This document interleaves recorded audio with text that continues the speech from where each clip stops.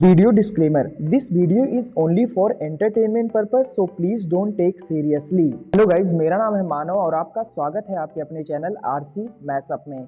Guys, आज के इस वीडियो में हम देखने वाले हैं एक कमाल के मैशअप रिएक्शन को। अगर आपको ये मैशअप रिएक्शन की वीडियो पसंद आएगी तो वीडियो को लाइक और शेयर जरूर कर दीजिएगा और चैनल पे नए हैं तो चैनल को सब्सक्राइब जरूर कर लीजिएगा। Thank you. तो गाइज, आगे की बात हम वीडियो खत्म होने के बाद करते हैं, तो चलिए इस कमाल के मैशअप रिएक्शन की वीडियो की शुरुआत करते हैं। Hope you will enjoy.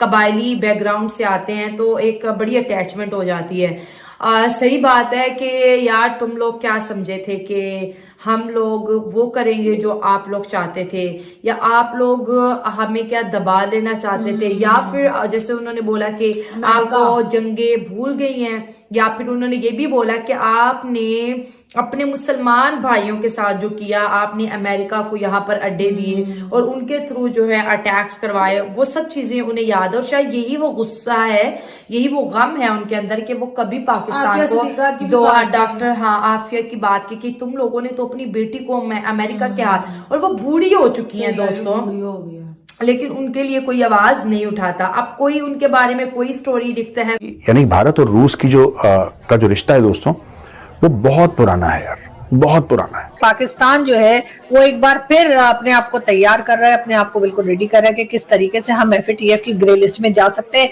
तुम्हारे अंदर अगर दम है तो कारगिल के जंग के बारे में बात करो। बाकी जंगे जो तुम लोग लड़े हो हिंदुस्तान के साथ, जो भी जंगे लड़ी है, तुमने अपने लोगों को मारा है। पाकिस्तान के फॉरेन मिनिस्टर का क्या हाल किया गया, सड़कों पर घसीटा गया। ये देखिए, ये क्या कर रहे हैं? ये क्या है? तमीज से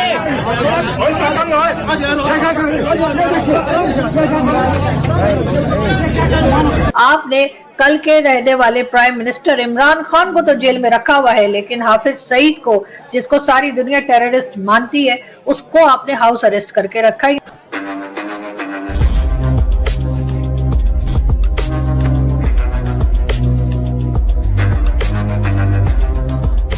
नमस्कार दोस्तों आप सब जानते हैं हमारे foreign minister S Jaishankar sir इस वक्त मौजूद है रशिया में, जहां दोस्तों वे रशिया के साथ काफी सारे डील साइन कर रहे हैं। और इसी बीच भारत ने रशिया के साथ एक बड़ी डील साइन की है, जिसके तहत भारत रशिया के साथ मिलकर के न्यूक्लियर प्लांट्स बनाने जा रहा है, जो भारत के लिए एनर्जी प्रोड्यूस करेंगे।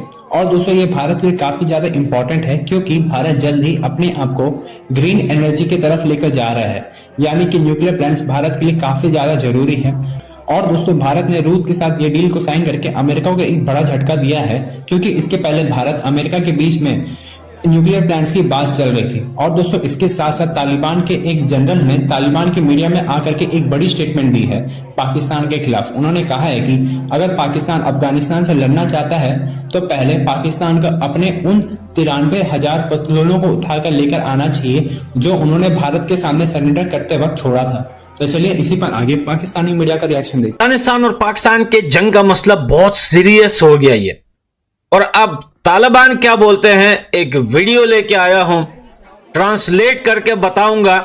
इसको सुनिए कि तालिबान ने अफगानिस्तान के टीवी पर बैठकर पाकिस्तान को क्या क्या कहा है। यकीन करें, अगर पाकिस्तान के अंदर थोड़ा बहुत भी, ज्यादा नहीं, थोड़ा बहुत भी शर्म नाम का कोई पुर्जा है ना, तो ये वीडियो देखने के बाद ना शक्ल ना दिखाए कभी हिंदुस्तान और अफगानिस्तान को। तो चलें दोस्तों, इस वीडियो को मैं स्टार्ट कर रहा हूं, ट्रांसलेट करके बताऊंगा, जरा सुनिए आप गौर से। څه فکر کړو چې طالب به د تا د لاس اعلی وګرځي، څه چې ته وایې هغه به کوي. له هندوستان سره به اړیکې ستا په رابطه ساتي، د تا په خواښه به یې ساتي، له مسکو او له نورې نړۍ سره به یې د تا په خواښه ساتي. په تیرو مذاکراتو کې هم دوی دغه کوشش کړی ده چې دغه مذاکراتي ټیم په قطر کې انحصار کې وساتي. अब ये जो कहा, ये ट्रांसलेट करके बता रहा हूं, ये पाकिस्तान को बोल रहा है कि तुम्हें क्या लग रहा था कि तालिबान की सरकार आएगी तो क्या वो तुम्हारे इशारों पे नाचेगी? तुम क्या समझ रहे थे कि जब तालिबान अफगानिस्तान में सरकार बनाएंगे, जो तुम बोलोगे वही हम करेंगे? तुम्हारे कहने पे हम हिंदुस्तान के साथ दोस्ती करेंगे, तुम्हारे कहने पे नहीं करेंगे। तुम होते कौन हो? तुम्हारे अंदर अगर थोड़ा बहुत भी शर्म है तो जाकर हिंदुस्तान और बांग्लादेश से वो 95,000 पतलूने लेके आओ, जो तुम्हारी पतलूने उतारी हैं। तुम्हारे अंदर अगर दम है तो कारगिल के जंग के बारे में बात करो। बाकी जंगें जो तुम लोग लड़े हो हिंदुस्तान के साथ, जो भी जंगें लड़ी है तुमने अपने लोगों को मारा है, तुम कभी कोई जंग जीत ही नहीं सकते हो। और ये बोल रहा है कि जब भुट्टो, ये बिलावल जरदारी, कोई भी है वहां का, जब अफगानिस्तान के बारे में बात करते हैं उससे पहले अपने देश के बारे में बात करो। तुम्हारी अपनी हालत क्या है इस टाइम, तुम लोग खुद किस हालत में हो। और ये बोल रहा है कि क्या तालिबान इतने कमजोर हैं कि वो पाकिस्तान से पूछ के किसी देश के साथ बैठेंगे। पाकिस्तान के कहने पे हम जो है रशिया में बैठेंगे, नहीं बैठना, हिंदुस्तान के साथ दोस्ती करनी है नहीं करनी है, तुम्हारे कहने पे हम ये सब करेंगे। अफगानानो ته د नमक حرام खिताब की नमक حرام معلوم ده یو هیواد چې د خپل مسلمان ورور په خلاف باندې خپل اډې، خپل فوز، خپل سیاسون ټول د امریکا په خدمت کې ورکوي، حتی په افغانانو باندې زړه نه یخیږي، خپل مسلمانه لور عافیه صدیقي امریکانو ته حواله کړې ده. دلته د تا فوز چیرته ده؟ د تا استخبارات چیرته دي؟ اسټبلیشمنټ دې چیرته ده؟ پولیس دې چیرته دي؟ دغه 1500 ادارې چې تا په کار اچولي وو د دهشتګردۍ خلاف په جنګ باندې، له امریکا سره د اعانت او کومک وکړه، امریکان دې زما په خاوره راوستل. एंकर बोल रहे हैं कि ये लोग नमक हराम बोलते हैं अफगानिस्तान को, हमें, आपको, सबको। तो ये बोल रहे हैं कि नमक हराम सबको पता है कि कौन है, कौन नमक हराम है। नमक हराम तो खुद पाकिस्तान है, और खुद पाकिस्तान की हालत यह है कि उसने इतने अरसे अमेरिका से पैसे लेके अपने मुसलमान भाई को मरवाने के लिए रास्ता दिया। तो देखें, ये एक बड़ा, ये ऐसा विजिट है जयशंकर का जिसके ऊपर पूरी दुनिया की नजरें हैं, क्योंकि 6 दिन का विजिट है सर, और 6 दिन का। और एक होता है कि there is never a coincidence in geo politics, मतलब कोई भी चीज बगैर मतलब के नहीं होती। यकीन करें, मैं सुबह से हम इसी सोच में डूबे में, हमें अपने सवालों के जवाब नहीं मिल रहे कि जयशंकर तस्वीरें क्यों डाल रहे हैं ट्विटर पे, होटल के सामने, क्रेमलिन के सामने। उस पोस्ट कार्ड की क्या सिग्निफिकेंस है, जियो पॉलिटिकली क्या सिग्निफिकेंस है, जयशंकर ने जो टोपी पहनी हुई है उसका क्या मतलब है।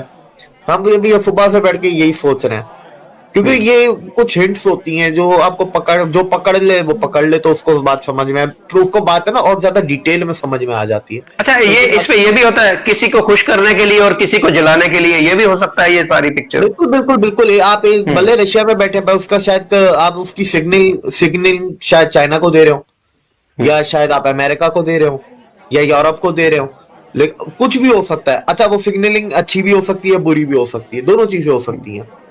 तो ये बहुत कुछ होता है। अब मसला ये ना, जब तक समझ में नहीं आएगी, हमें फिलहाल समझ में नहीं आ रहा इसमें से सिग्नल क्या है। तो कबायली बैकग्राउंड से आते हैं तो एक बड़ी अटैचमेंट हो जाती है।